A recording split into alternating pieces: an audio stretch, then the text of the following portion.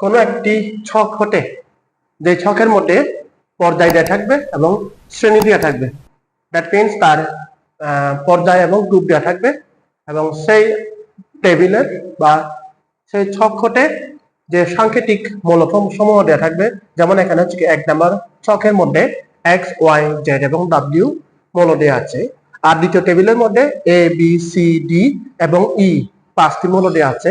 এই মূল সমূহ কোন ধরনের মূল আমরা তা নির্ণয় করা শিখব এবং এই ধরনের টেবিল থেকে মূল বের করে এবং সেই মূল সমূহের ধর্ম কি কি কি রূপ হয়, তার আয়নীকরণ শক্তি কি রূপ হয়, তার হচ্ছে গলনাঙ্ক স্ফুটনাঙ্ক কি রূপ হয়, তার তড়িৎ ঋণাত্মকতা কি রূপ হয়, এইগুলা নির্ণয় করার জন্য এই ছকখটে এই মৌলসমূহ মানে কোন ধরনের মৌল এগুলো চেনা খুবই ইম্পর্টেন্ট।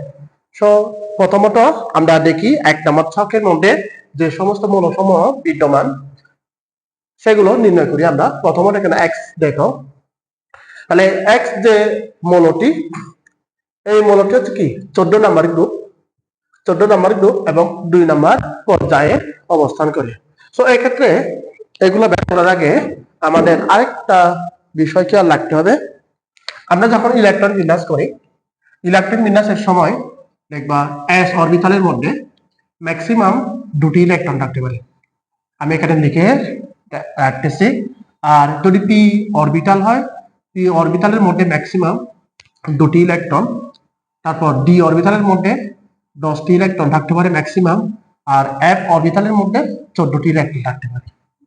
এখন আমরা যে এক্স মৌলটি নির্ণয় করতেছি, এক্স মৌলটির পর্যায় হচ্ছে এখানে 2 এবং গ্রুপ হচ্ছে 14। সো এখন আমাদের মোস্ট ইম্পর্টেন্ট যে বিষয়টি সেটি হচ্ছে আমরা যে মৌলটি নির্ণয় করব সেই মৌলটির সর্বশেষ শক্তি স্তরে যোজ্যতা স্তরে তার ইলেকট্রন সংখ্যা কয়টি তা বের করা। এখন ইলেকট্রন সংখ্যা বের করার জন্য আমরা জানি পর্যায় সারণীর মধ্যে মোট 18টি গ্রুপ এবং 18টি গ্রুপের মধ্যে মনে রাখবা যদি গ্রুপ সংখ্যা 13 থেকে 18 পর্যন্ত হয়।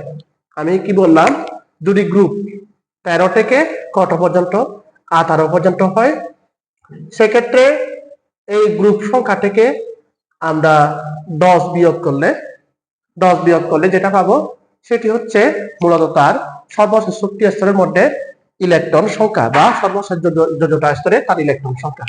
তাহলে এক্স যে মৌলটি, তাহলে এই এক্স মৌলে তার যেহেতু গ্রুপ নাম্বার হচ্ছে কত 14 বা 14, সুতরাং এই 14 থেকে আমরা কি করব 10 বিয়োগ দিব।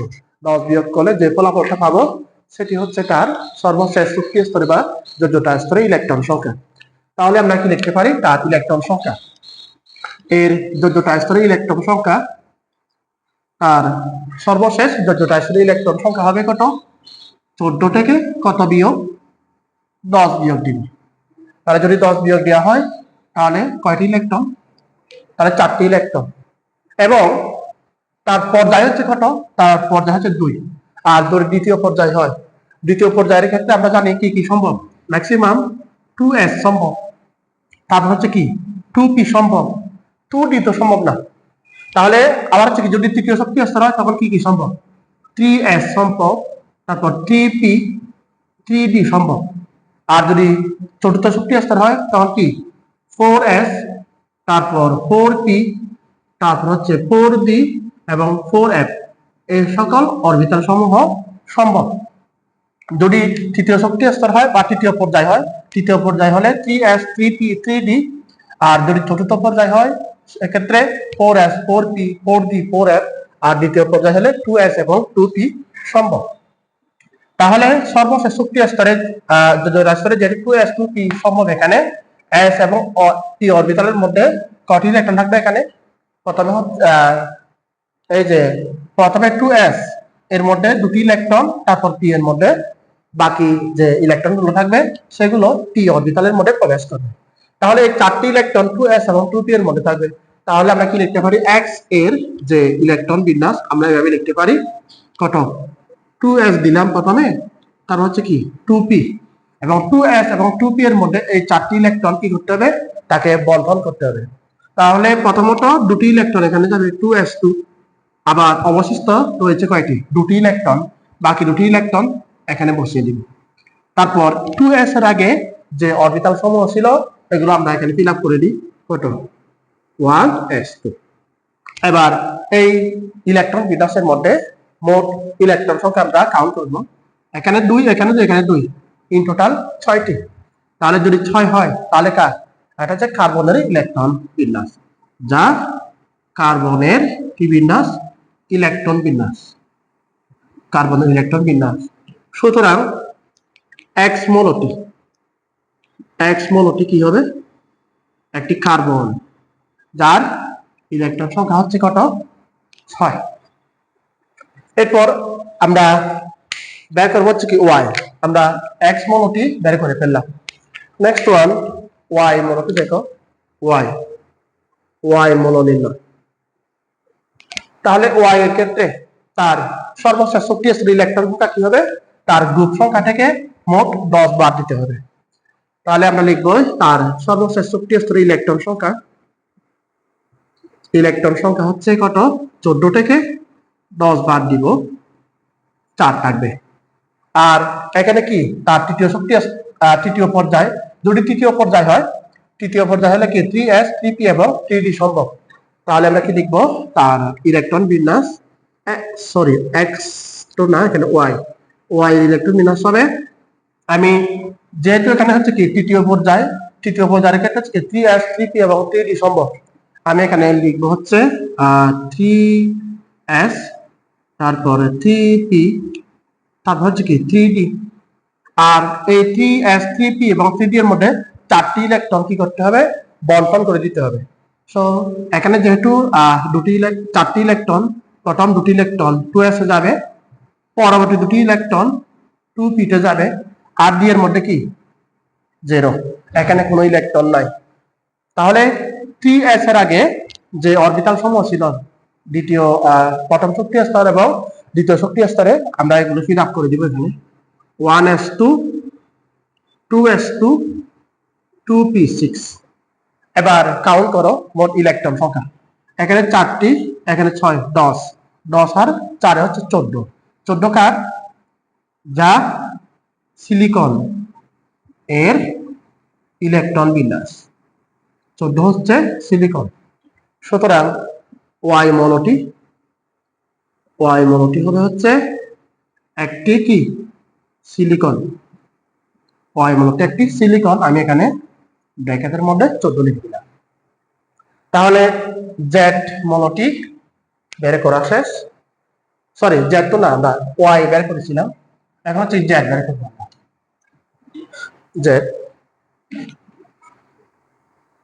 z মোল নির্ণয়, তার ইলেকট্রন সংখ্যা বের করে নিই। তারপর সর্বশেষ শক্তি স্তরে ইলেকট্রন সংখ্যা। এখানে ইলেকট্রন সংখ্যা হবে হচ্ছে তার গ্রুপ সংখ্যা থেকে 10 বাদ দেব। তাহলে কত? 16 থেকে 10 বাদ দাও, কত হবে? এখানে 6 হবে। তাহলে তার সর্বশেষ যোগ্যতা স্তরে ইলেকট্রন সংখ্যা হচ্ছে 6। আর তার পর্যায় হচ্ছে কত? পর্যায় হচ্ছে 2 যদি হয় তাহলে কি সম্ভব? 2s আর হচ্ছে কি 2p সম্ভব। তাহলে আমি এখানে z লিখলাম, এখানে 2s, তারপর 2p লিখলাম। কয়টি ইলেকট্রন? 6টি ইলেকট্রন। তাহলে যদি 6টি ইলেকট্রন হয়, এখানে হবে 2টি, এখানে হবে 4টি, আর অবশিষ্ট ইলেকট্রন গুলা এখানে হবে। তাহলে এবার দেখো, এখানে 2টি, এখানে 2টি, 4টি, আর এখানে 4, 8, যা কার? অক্সিজেনের ইলেকট্রন বিন্যাস, যা অক্সিজেনের ইলেকট্রন বিন্যাস। সুতরাং z মোলটি কি হবে? z মোলটি একটি অক্সিজেন, তো z বের করে ফেললাম। এখন রয়েছে কোনটি? এখন বের করবো হচ্ছে w মোলটি আমরা বের করব। তার গ্রুপটা আমার কত? 17। যদি 17 হয়, ইলেকট্রন সংখ্যা হবে হচ্ছে 17 minus 10, দ্যাট মিনস 7টি ইলেকট্রন। আর তার পর্যায় কত? পর্যায় হচ্ছে 3। পর্যায় যদি 3 হয় তাহলে 3s 3p এবং 3d সম্ভব। সুতরাং আমরা কি লিখবো, W এর ইলেকট্রন বিন্যাস কত হবে? আমি 3s 3p এবং 3d লিখলাম। 7টি ইলেকট্রন এখানে ডিস্ট্রিবিউট করে দাও, 2টি ইলেকট্রন, তারপর আর অবশিষ্ট কয়টি? 5টি। আর এখানে কত? 0। তার পূর্বের যে অরবিটাল সমূহ এগুলো ফিল আপ করি, দিই আমরা 2s2 1s2 2s2 2p কত? 6। তাহলে এখানে 4, এখানে হচ্ছে 8 10, এখানে হচ্ছে 5। তাহলে কি হবে বলো? 10 5, এখানে হচ্ছে 2 17, যা কার? ক্লোরিন এর ইলেকট্রন বিন্যাস, যা ক্লোরিনের ইলেকট্রন বিন্যাস। সুতরাং W মৌলটি একটি কি ক্লোরিন পরমাণু, যার ইলেকট্রন সংখ্যা হচ্ছে 17।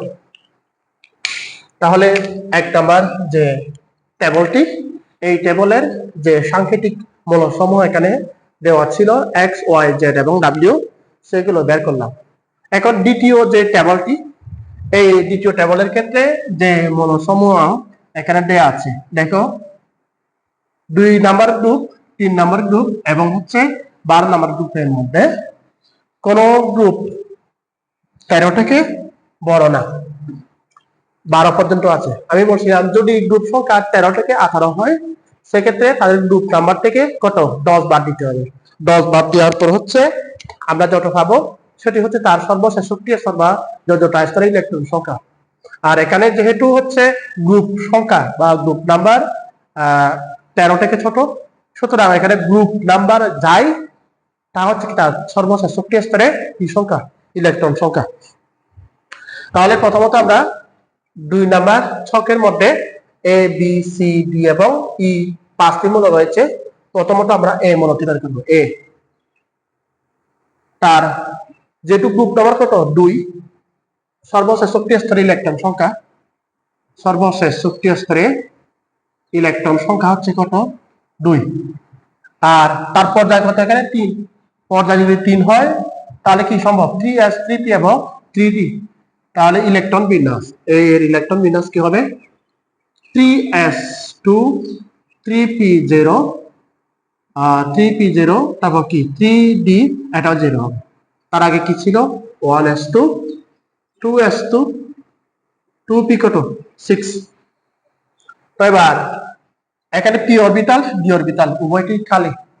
তারপর বাকি যে অরবিটাল সমূহ, সেই অরবিটাল সমূহের মধ্যে মোট যে ইলেকট্রন, এগুলো আমরা যদি কাউন্ট করি, এখানে 2, এখানে 6 8 8 আর 4 কত হবে? 12। 12 কার? ম্যাগনেসিয়াম, যা ম্যাগনেসিয়ামের ইলেকট্রন বিন্যাস। সুতরাং এই মৌলটি একটি কি হবে?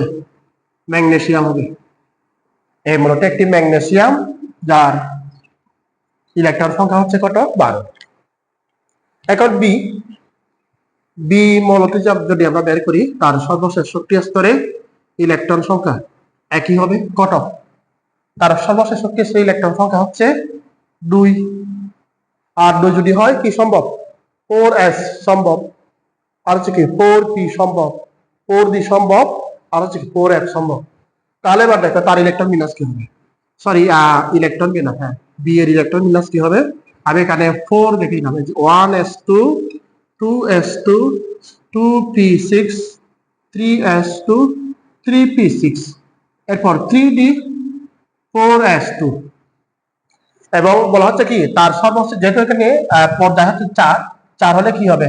4s আসবেই। তাহলে 4s এর মধ্যে ইলেকট্রন থাকবে কটি? 2টি। আর যেহেতু কোনো আর অবশিষ্ট ইলেকট্রন নাই, সুতরাং ডি অরবিটালটি এখানে কি হবে? খালি হবে।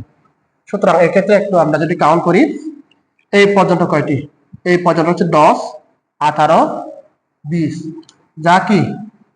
যা পটাশিয়াম তো না, ক্যালসিয়াম, যা ক্যালসিয়ামের ইলেকট্রন বিন্যাস, যা ক্যালসিয়ামের ইলেকট্রন বিন্যাস। সুতরাং বি মৌলটি একটি কি হবে?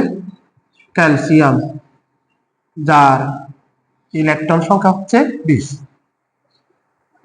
এখন আমরা সি মৌলটি বের করব। সি, তাহলে সি মৌলের ক্ষেত্রে তার সর্বশেষ ইলেকট্রন সংখ্যা হবে কত? 3, যেহেতু তার গ্রুপ হচ্ছে এখানে 3। তাহলে তার ইলেকট্রন সংখ্যা 3। আর যেহেতু এখানে কি পর্যায় হচ্ছে কত? 4 হলে কি কি সম্ভব? 4s সম্ভব। তাহলে আমরা কি লিখতে পারি? তার ইলেকট্রন বিন্যাস, সি এর ইলেকট্রন বিন্যাস 1s2 2s2 2p6 3s2 3p6 3 দিলাম, তারপর 4s2 হবে। কত ইলেকট্রন এখানে? 3টি ইলেকট্রন। তাহলে 4s এর মধ্যে 2টি ইলেকট্রন যাওয়ার পর অবশিষ্ট কি আরেকটি ইলেকট্রন থাকবে, এবং অবশিষ্ট ইলেকট্রনটি কোথায় প্রবেশ করবে? ডি এর মধ্যে। তাহলে 3d1। তাহলে বলে এটা কি হবে? এটা হচ্ছে এই পর্যন্ত কত? এই পর্যন্ত যদি হচ্ছে ইয়া হয় 20 হয়, তাহলে 21 যদি হয় তাহলে কার? যা স্ক্যান্ডিয়ামের ইলেকট্রন বিন্যাস। সুতরাং সি মৌলটি একটি কি হবে? স্ক্যান্ডিয়াম, যার ইলেকট্রন সংখ্যা হচ্ছে কয়টি? 21টি। এরপর আমরা ই মৌল এবং ডি মৌল বের করে নিব। ই মৌলটি দেখো, ই এর তার গ্রুপ সংখ্যা হচ্ছে 11, সুতরাং তার ইলেকট্রন সংখ্যা হবে 11। তার ইলেকট্রন সংখ্যা হচ্ছে 11। সুতরাং, এবং যেহেতু হচ্ছে কি চতুর্থ পর্যায় হলে কি হবে? 4s 4p 4d এবং 4f সম্ভব। সুতরাং আমরা হচ্ছে কি তার ইলেকট্রন বিন্যাস যদি করি 1s2 2s2 2p6 3s2 3p6 3d দিলাম আমি, তারপর 4s2 চতুর্থ শক্তি স্তরে প্রথমে 2টি ইলেকট্রন যাবে, তাহলে 11 থেকে 2টি ইলেকট্রন চলে গেল, অবশিষ্ট আছে কয়টি? আবার 9টি। তাহলে 9টি ইলেকট্রন এখানে কি আমরা 9 দিয়ে দিব। কিন্তু একটু খেয়াল করো, সর্বশেষ যে এখানে 2টি অরবিটাল, একটা হচ্ছে 3d আর একটা কি 4s, আর প্রায় সমশক্তি সম্পন্ন সর্বশেষ শক্তি স্তরে যদি 2টি অরবিটাল থাকে, তাহলে উক্ত 2টি অরবিটালের মধ্যে ইলেকট্রন সমূহ এমন ভাবে বন্টিত হয় যেন উক্ত 2টি অরবিটাল কি সুস্থিতিশীল হয়। আর সুস্থিতিশীল তখনই হবে, আমরা জানি ডি এর মধ্যে পূর্ণ সংখ্যক ইলেকট্রন 10টি, অথবা যদি তার অর্ধেক হয় সেক্ষেত্রে কত? এখানে হবে হচ্ছে 5 10, তাহলে এখানে কত? 10, আর এখানে হচ্ছে কত? 1, যা হচ্ছে এখানে কত? কপার এর ইলেকট্রন বিন্যাস। সুতরাং ই মৌলটি একটি কি হবে? কপার। এখানে 29 দিলাম। Next one D. তাহলে ডি এর ক্ষেত্রে তার ইলেকট্রন সংখ্যা সর্বশেষ শক্তি স্তরে কত হবে? 12। আর যেহেতু চতুর্থ পর্যায়, তাহলে দিকে যদি আমরা ইলেকট্রন বিন্যাস করি 1s2 2s2 2p6 3s2 3p6 3 দিলাম, এখানে কত হবে? 4s2, 2টি ইলেকট্রন চলে গেল, আবার 10টি ইলেকট্রন, এখানে 10 চলে আসবে। তাহলে এটা ইন টোটাল হচ্ছে কত? 10 18 20, তাহলে কত? 30, যা জিঙ্কের ইলেকট্রন বিন্যাস। সুতরাং ডি মৌলটি একটি জিঙ্ক, যার ইয়া হচ্ছে কত? এখানে 30।